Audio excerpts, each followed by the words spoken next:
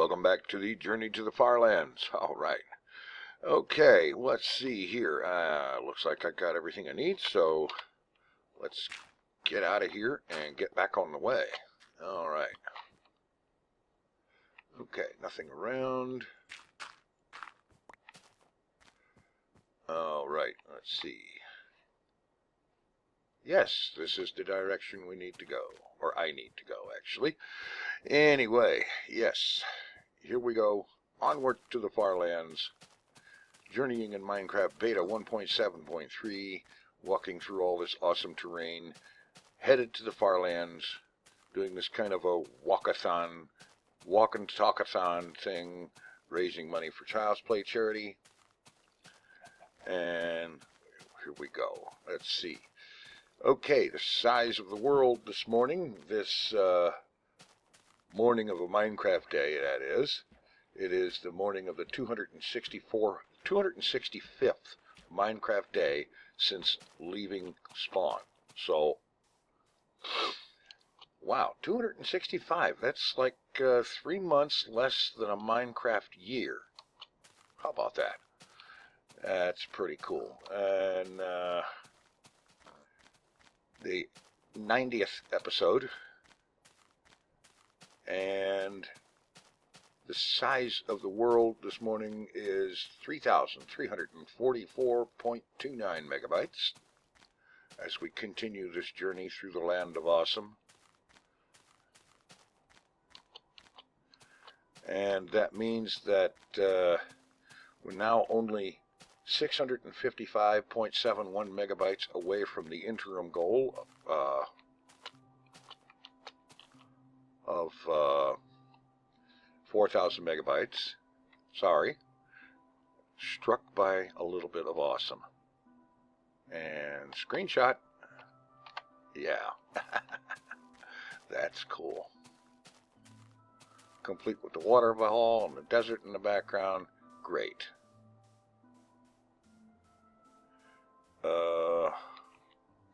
Yes.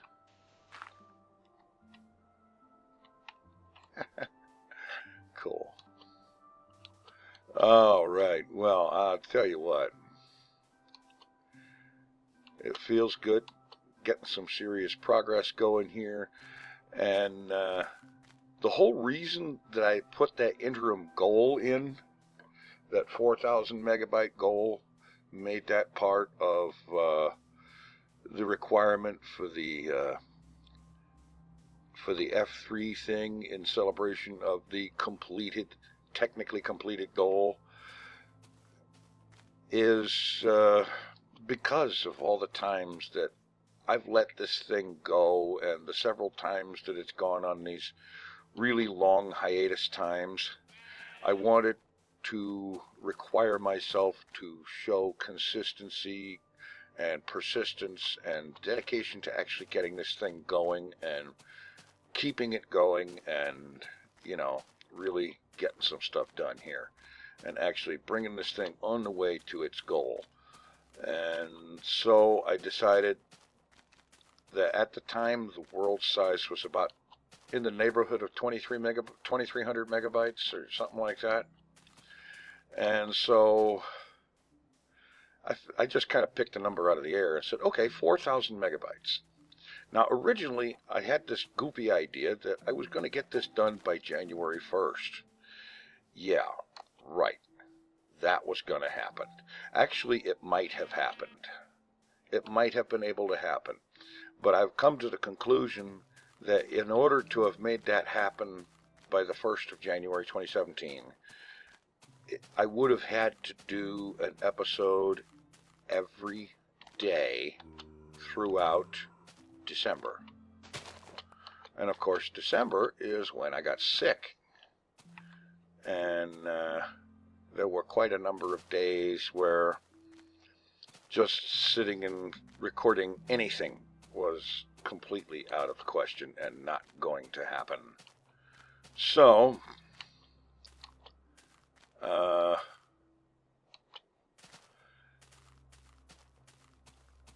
I had to, by necessity, drop the requirement of before January 1st because It was just too unrealistic, especially with having been sick for so long, that that was ever going to be like that. But here we are. This is the 26th of January, I want to think. Shut up, cow. I didn't ask you. And we're getting close. How close? We're only 655.71 megabytes away. That translates into approximately 17 and a half or so episodes at 3 Minecraft days per episode. Given that the world size seems to be increasing, or has been, I have seen it. Oh, crap. Maybe I can get down here without having to, yeah. That the world size increases by about 37.4 megabytes or thereabouts for every 3 Minecraft days traveled. So, yeah, there we go. And I wouldn't be at all surprised if it went a little faster if when traveling on water, because boats move faster than walking in Minecraft. I don't exactly know what the speed is of boats. I've never bothered to measure it, and I haven't seen any mention of what that is, but I do know that the base walking speed in Minecraft, in this version of Minecraft, is 4.317 blocks per second. And so given that speed, you can calculate how long it would take to go a given distance. Of course, that's assuming flat terrain the whole way, and obviously that's not the case. But, oh, okay, looks like I can swing through here, consider, and just kind of curve around here and go this way and keep going and get a little bit more mileage out of the boat. Or, well, maybe not mileage, maybe blockage. You know, because we're not traveling in miles, we're traveling in blocks.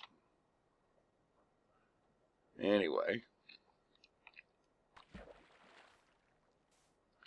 All right, here we go. Anyway, with all of that gone over, and I don't know, I'm probably going over it too often or too many times, I don't know, but it's on my mind more and more these days as I get closer to reaching that interim goal.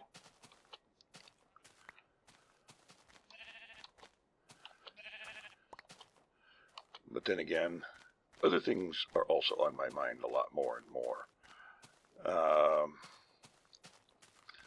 I am still spending a lot of my time,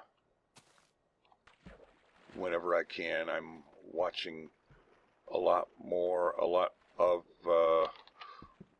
World Series of Poker main event videos, or videos of past World Series of Poker main events. And I've been just recently rewatching the 2012 main event. And in fact, I just finished up watching the last of the coverage of the final table. And that was a incredibly wild final table. Got some really good players on there. And it took them like, I'm thinking 130, 150 hands or something like that of play to get it down to where they were down to three-handed. Down to only 3 players left.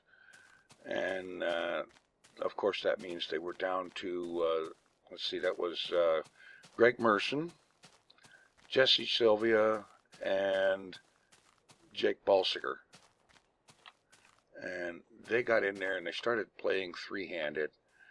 And that three-handed play lasted. If it lasted, it lasted, and it lasted. It just kept on and on. And well, you know, they're all three very good players.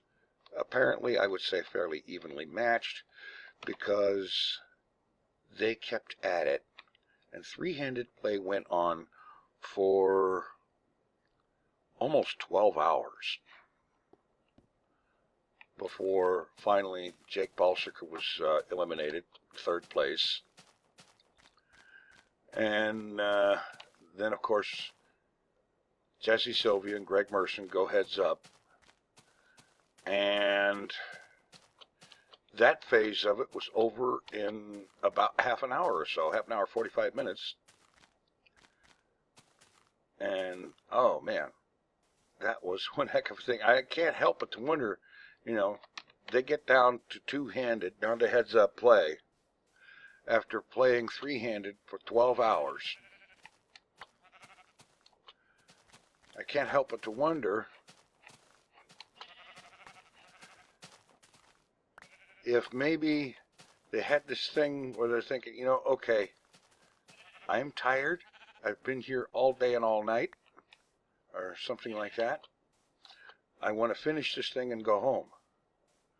And so, therefore, start getting maybe a little looser, maybe a little more willing to play with cards that they wouldn't necessarily otherwise want to mess with. Play with lesser hands, so to speak, just to get it over with that much sooner. I don't know. I think they both actually tried to play the best they could with whatever they had. But you can't help but to wonder if maybe that went through their heads at least. All things considered, I don't think they did. I don't think they actually did it, or even considered actually doing it. But you know it had to go through their heads. They had to think about it. You know, what if we just put it all in the middle, say, okay, heads up, one hand, winner take all. You know, can't help but to wonder if maybe somebody didn't think of that.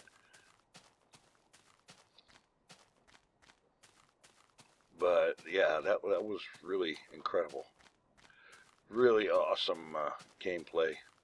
Very good players. And you know, it's things like that. Long play sessions, long time, a lot of time playing. Now Merson. Oh, excuse me.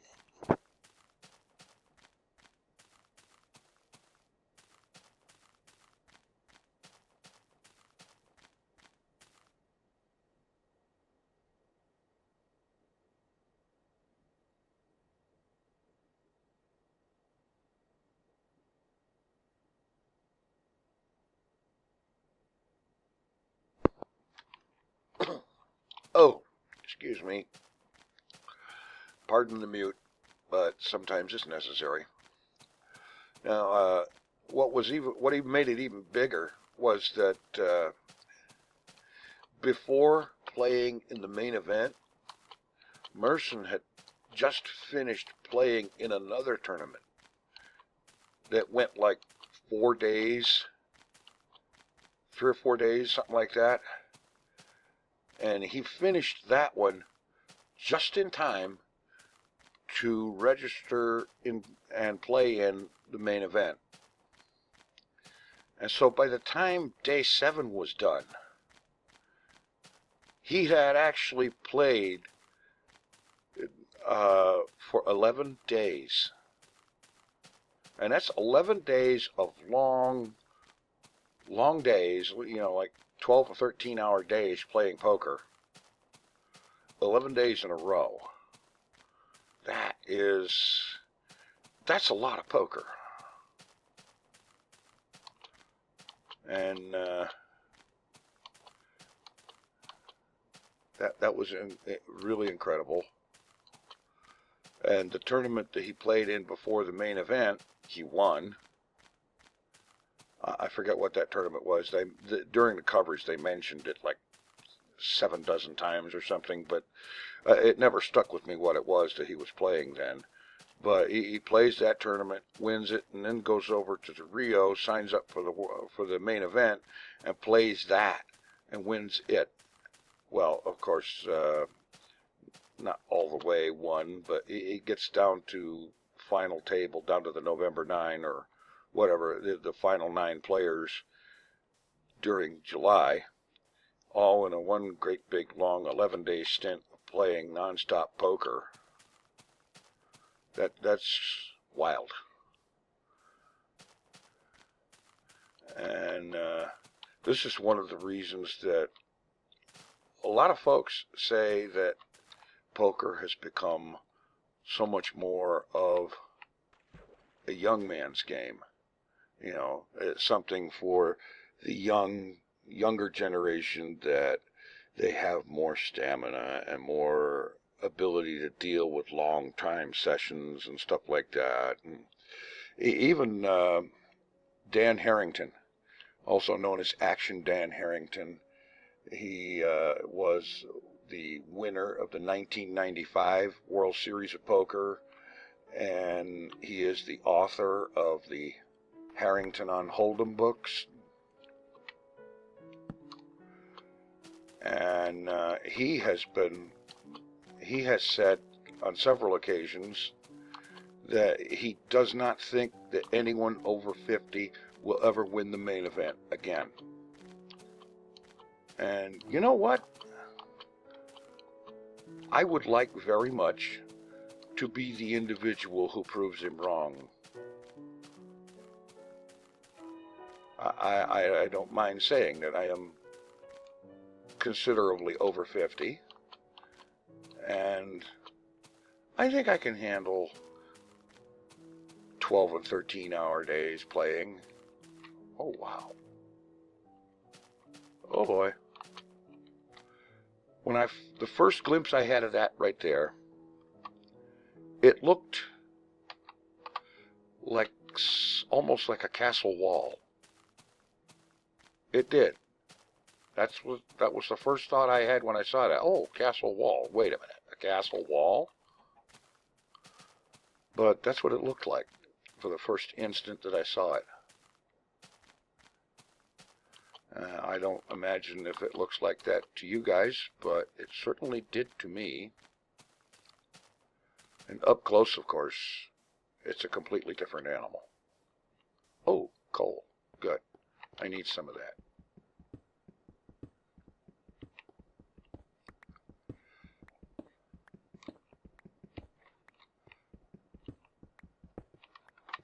Alright, let's go get a few more of these.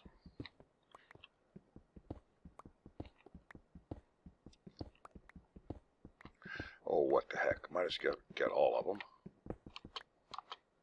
There we go. Much better. Alright. Head up here.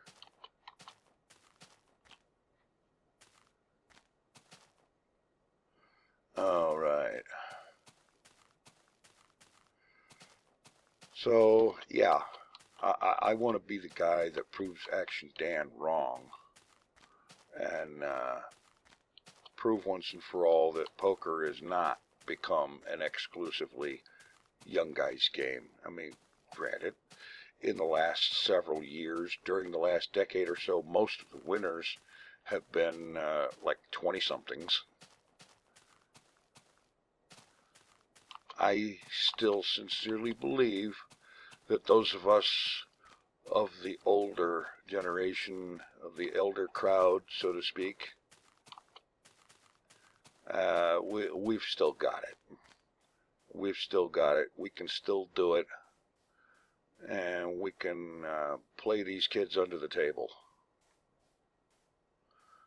I remember while watching that 2012 main event final table, at one point they picked up a tweet from Doyle Brunson, who he said in the tweet that he's got underwear older than these kids.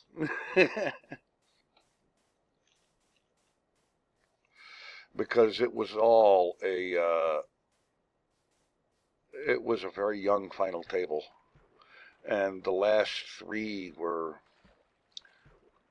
like mid 20 somethings, and Jake Balsiker at the time, he was like 21 and some odd months. At the time, if he had won, he would have been the youngest person to ever win the main event. He would have beaten Joe Catta's records, whoever held the record at the time. He'd have been the youngest one ever by a considerable enough margin that it would be a long time before that would have ever been broke. Yeah. So the average age of those guys was definitely early 20s. Early 20-somethings. Okay. Oh, get off of that. There we go.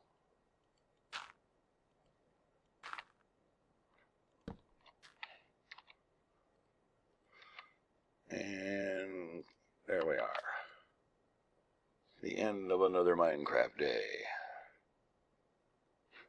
And the beginning of another Minecraft day.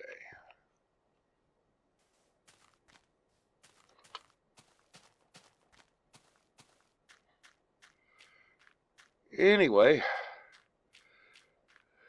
we're going along, and yes, I've got poker on the brain. I've been watching a lot of poker, and I'm continuing to play a lot more. I know some folks have even said that I should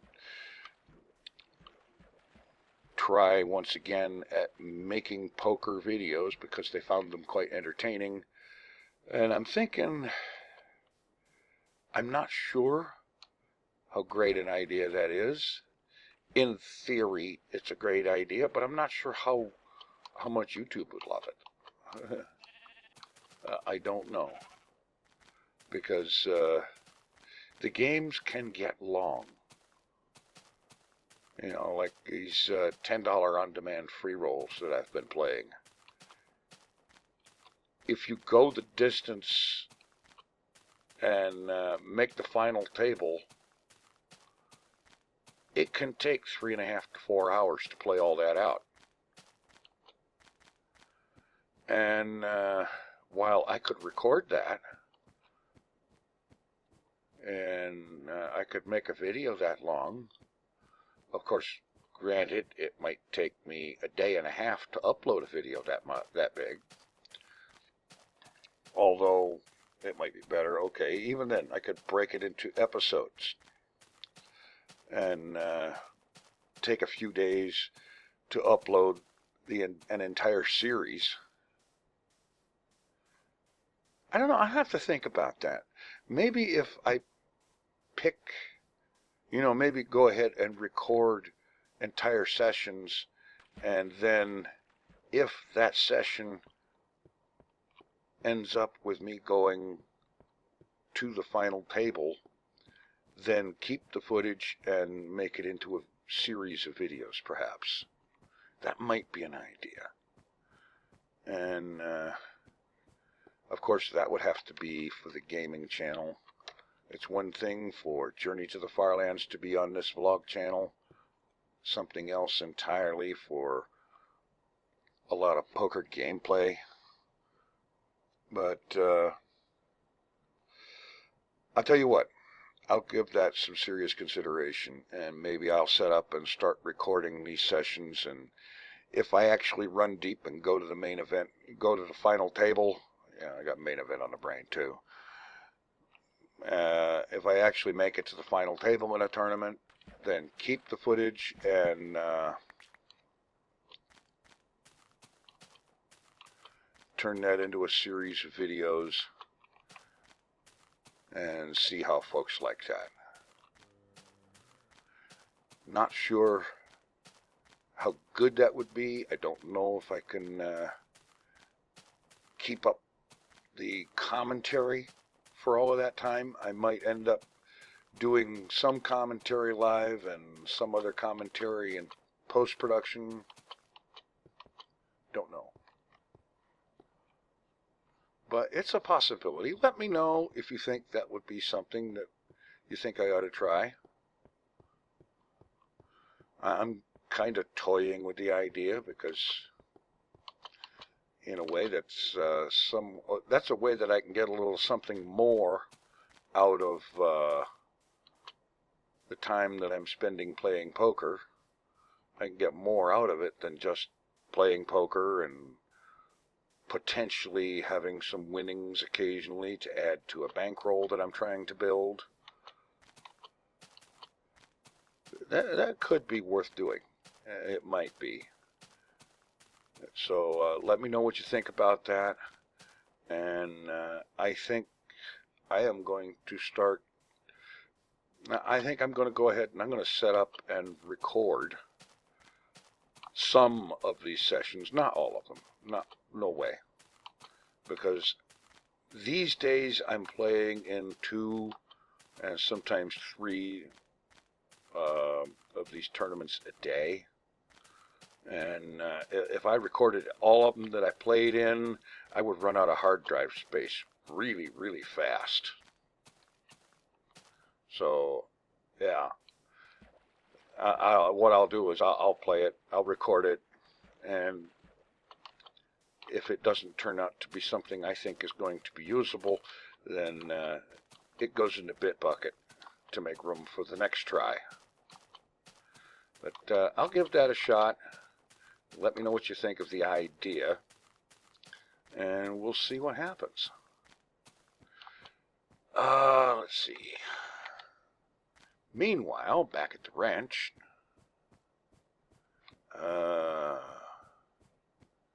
about midway through day 3 here, and I need to start keeping an eye out for likely sections of wall or mountainside or whatever to dig into for the end of this episode.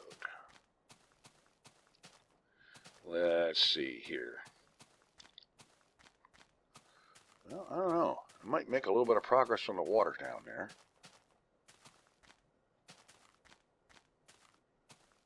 There's not really much in the way of friendly, hidey-hole friendly kind of places right around here. So let's see. I was going to go do the water thing, but heck, the beach is broken up and stretching through here easily enough, far enough. Let's see. Oh, hidey-hole place, we are looking for you. Oh, and I mute again.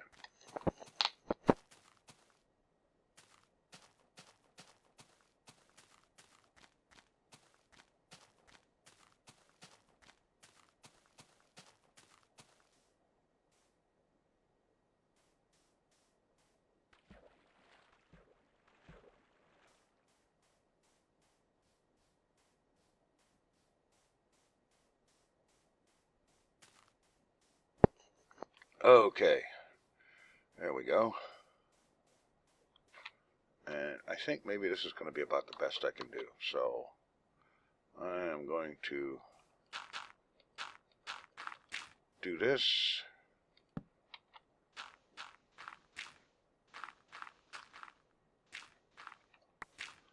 Dig this out here.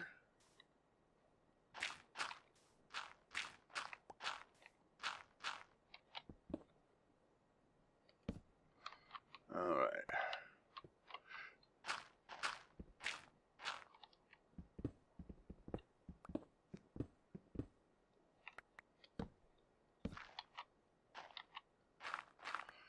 Get this dug out. Once again, my shovel's getting down on durability awfully bad.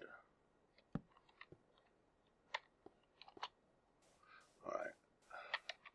Let me just throw that away where it won't be in my way. Okay, pop that down. Make some new stuff.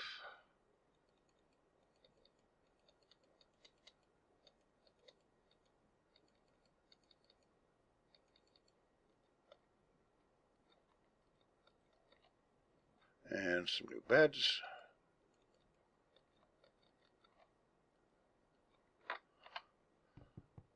All right.